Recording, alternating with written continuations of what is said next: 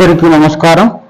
విద్య నేర్పిన గురుదేవుల పాద పద్మములకు శిరస్సు వంచి నమస్కరిస్తూ, రహస్య సువార్త అనేటువంటి ఈ ఛానల్లో కేవలం సువార్తలోని రహస్యాన్ని మాత్రమే మాట్లాడుకోవాలి అనే ఉద్దేశంతో సువార్త మనకెందుకు అవసరం, పాత నిబంధన ఉంది, కొత్త నిబంధన ఉంది. పాత నిబంధన చదువుతూ ఉంటే ఒక రకంగా ఉంది, కొత్త నిబంధన చదువుతుంటే ఒక రకంగా ఉంది.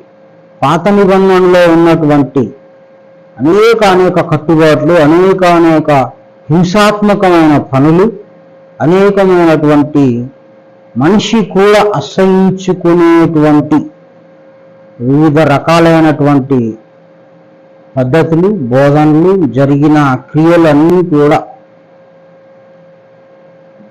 సువార్త చదువుతుంటే అవన్నీ కొట్టివేయబడినట్లుగానే 100% తెలుస్తుంది. కానీ నేటికి చాలామంది బోధకులు పాత నిబంధన చెప్తూ ఉన్నారు.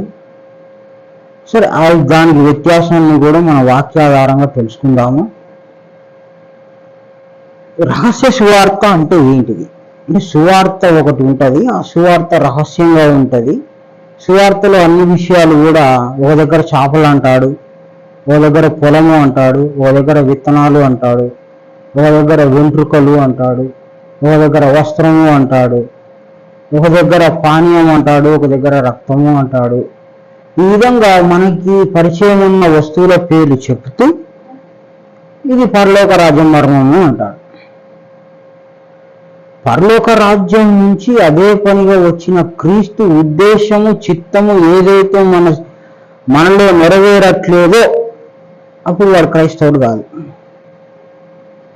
దేవుడా ఫ్రిడ్జి, కూలరీ, కుక్కరీ అనేటువంటి విధానంలోనే మనం ఉన్నాం. కానీ దేవుడా పెళ్లి చేయి, దేవుడా పిల్లలు కావాలి, దేవుడా ఉద్యోగం కావాలి, దేవుడా ఇల్లు కావాలి, ఈ కోరికల ప్రపంచంలోనే మనం బతుకుతూ ఉన్నాము. వాటి కొరకు కన్నీటి ప్రార్థన చేస్తున్నాము. పాస్టర్లు కూడా మీరు మోకాలించి కన్నీటి ప్రార్థన చేయండి, దేవుని మొర ఆలకిస్తాడు. ఉన్నారా? పాత నిబంధన సాక్ష్యం ఉంది, చేయలు అంటున్నారు. కానీ కొత్త నిబంధనలో మోక్షం కొరకు వెతకండి, మోక్ష అనే దాన్ని తెలుసుకోండి, కనుగొనండి. కొత్త నిబంధనలోనేమో ఒక రకంగా చెప్తే పాత నిబంధనలో ఒక రకంగా చెప్పారు. కనుక ఈ రెండింటికి గల వ్యత్యాసాన్ని కూడా మనం తెలుసుకుంటే ఏది మనకు పనికొచ్చేది, ఏది పనికి రాందో కూడా మనము ఈ రెండింటి వ్యత్యాసం కూడా చూస్తే తెలుస్తుంది. కనుక రహస్య సువార్త అంటే సువార్తలో దాగి ఉన్న రహస్యాన్ని తెలుసుకోవాలి. ఉదాహరణకు సాత్వికులు ధన్యులు అన్నారు. ధన్యులు కాని వాళ్ళు ఎంతమంది అనే ప్రశ్న మనకు వస్తూ ఉంది. ఈ విధంగా ఒక వాక్యం చెప్తే దాని ముందు వెనకల ఆలోచించగలిగి, దాని లోటు ఎంత ఉందో తెలుసుకోగలిగి, దాని మర్మం ఎంత ఉందో తెలుసుకోగలిగి, వాటిని మన తండ్రి అయిన దేవుడు మనకు అందిస్తే, దేవుడి వలన మన మోక్ష మార్గాన్ని కనుగొనగలిగితే, దాని కొరకు మన సమయం వెచ్చించగలిగితే, ఆ మోక్ష మార్గం కనుగొని దాని ప్రకారం నడుచుకుంటే మనం మోక్షం వెళ్తాము. కానీ ఏడుపు ప్రార్థనలు, ఆకలి ప్రార్థనలు దేవుడు స్వీకరించబడతాడా, అది వాస్తవమా అని అంటే అవి కూడా వాక్యాధారంగా కొట్టేద్దాము, తీసేద్దాము. అది పనికిమాలినయా, పనికొచ్చేయా కూడా మనం చూద్దాం. కానీ ఈ ఛానల్ ఏదైతే ఉందో, ఈ సువార్త ఛానల్ ఏదైతే ఉందో, ఈ రహస్య సువార్త ఛానల్ ఏదైతే ఉందో, కేవలము జ్ఞానం కొరకే. ఫ్రిడ్జి, కూలరీ, కుక్కరీ అని కోరికలతో కాలిపోయేటువంటి వ్యక్తులకు ఇది పనికిరాదు. నీకు దేవుని వాక్యం యొక్క మర్మం తెలుసుకోవాలనే కుతూహల, ఉత్సాహం ఉంటే నువ్వు ఈ ఛానల్ని చూడొచ్చు. శ్రద్ధ ఉంటే ఆ వాక్యం ఏంటిది, దీని మర్మం ఏంటిది అని అదే పనిగా వచ్చి ఈ వాక్యాన్ని చెప్పాడు కదా, ఈ వాక్యం లోతెంత అని మనం యోచించగలిగితే అప్పుడు మనకి ఇందులో ఉన్నటువంటి మోక్ష మార్గం తెలియబడతా ఉంది.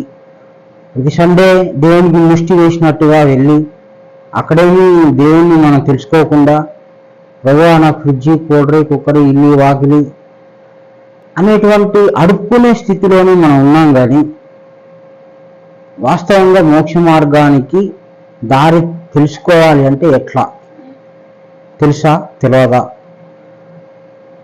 అని మనం ప్రయత్నం చేస్తున్నామా లేదా?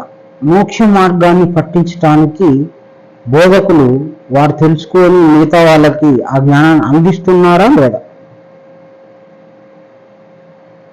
నువ్వు ఫ్రిడ్జ్ కొనుక్కుంటే అది ఇక్కడనే పాడైద్ది. నువ్వు పెళ్లి చేసుకుంటే నువ్వు నీతో పాటు నీ పిల్లలు అందరూ ఇక్కడే చనిపోతారు.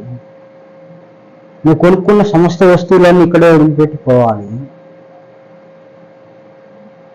సరే, నువ్వు అడిగావు కాబట్టి దేవుడు నీకు 2 కార్లు 2 బంగ్లాలు ఇచ్చాడు.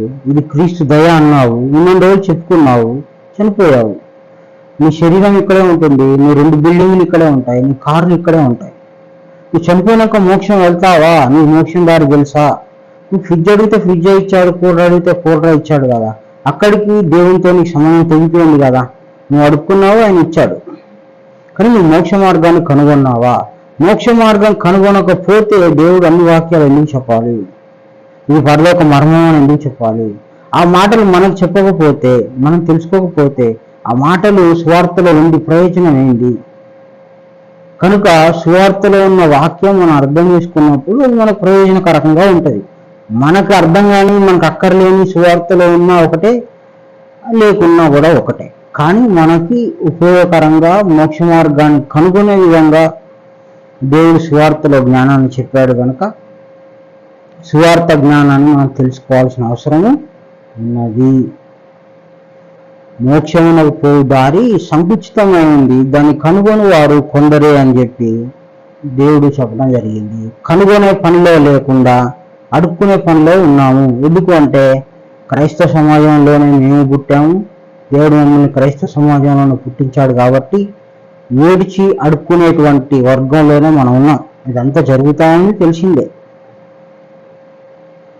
ఇట్లా కొన్ని రహస్యాల్ని మనము తెలుసుకోకుండా ఏడుపు గొట్టలాగా అడుక్కునే వాళ్ళలాగా మన పరిస్థితి అయింది. నిజంగా మనం అడుక్కునే స్థితి ఉందా? నిజంగా మనం వెళ్ళవలసిన అవసరం ఉందా? ఏడవకున్నా అడుక్కోకున్నా కొంతమందికి దేవుడు అన్నం పెడుతున్నాడు, ఐశ్వర్యం ఇస్తున్నాడు, మనకంటే గొప్ప వాళ్ళుగా ఉన్నారు. ఈ విధంగా మనం గమనిస్తే ఏడిచి అడుక్కుంటూనే ఇస్తారనేది సత్యమా? అని ఏ దేవతల్లోనూ లేదు, ఏ దేవుళ్ళల్లో కూడా లేదు ఈ ఏడుపు కొట్టు విధానం. ఈ క్రై అనేటువంటిది ఆ ఏడుపు ఇంగ్లీష్ పదం ఎట్లా పెట్టారేమో కానీ ముందే క్రై అని పెట్టారు. అంటే మీ అవసరతలు, మీ యొక్క ఉపయోగకరమైన వస్తువులు కోరుకొనుటకు దేవుడు ఈ లోకంకు రాలేదు. కనుక దేవుడు ఎందుకు వచ్చాడు అంటే మోక్షం అనే ఒక మార్గాన్ని తెలియజేసి ఉన్న జీవితాన్ని నువ్వు ఆ మార్గం ప్రకారం నడుచుకుంటే నీకు మోక్షం వస్తుంది, లేకపోతే రాదు. కనుక మోక్షం తెలియాలంటే వాక్యం యొక్క రహస్యము, వాక్య నిర్మాణ వ్యవస్థ, సూక్ష్మ నిర్మాణ వ్యవస్థ నీకు అంత తెలిసి ఉండాలి. ఒక్కొక్క వాక్యం మనం జాగ్రత్తగా పట్టుకోవాలి, దాని ముందు వెనుకలు పట్టుకోవాలి. ఈ విధంగా బుద్ధితో మాత్రమే తెలుసుకోవాల్సిన వాక్యాన్ని ఏడిస్తే అర్థం అవ్వదు. నీకు శ్రద్ధ లేకుండా ఎంత దూరం పోయినా కూడా కుదరదు.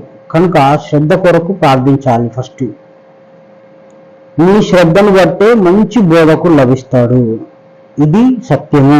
నీకు శ్రద్ధ ఎంత ఉంటే మోక్ష మార్గం మాత్రమే కనుగొనాలి, అన్నం అడిగినా పెడతాడు, అడగకున్నా పెడతాడు అనేటువంటి తెగింపు నీలో ఉంటే కనుక నీకు శ్రద్ధ తీవ్రతను బట్టి నీకు బోధకుడు అంటే నీ జ్ఞానం చెప్పేవాడు దొరుకుతాడు. నీకు మేలైన బోధకుడు పరలోక రాజ్యం మర్మాన్ని స్వచ్ఛంగా 100% చెప్పేవాడు నీకు లభించాలి అంటే నీకు సంపూర్ణ శ్రద్ధ ఉండాలి. మోక్ష మార్గం తెలుసుకోవాలని తీవ్రత నీలో ఉంటే మీకు నిజమైన సత్యవంతమైన బోధకుడు లభిస్తాడు. ఆ సువార్తల్లో నుండే మీకు మోక్ష మార్గాన్ని వివరించి చెప్పేటువంటి అవకాశం మీకు వస్తుంది కనుక మనము జాగ్రత్తగా సువార్త అంటే రహస్య సువార్తను అర్థం చేసుకుందాం. అందరికీ నమస్కారం. గురు సమర్పణ.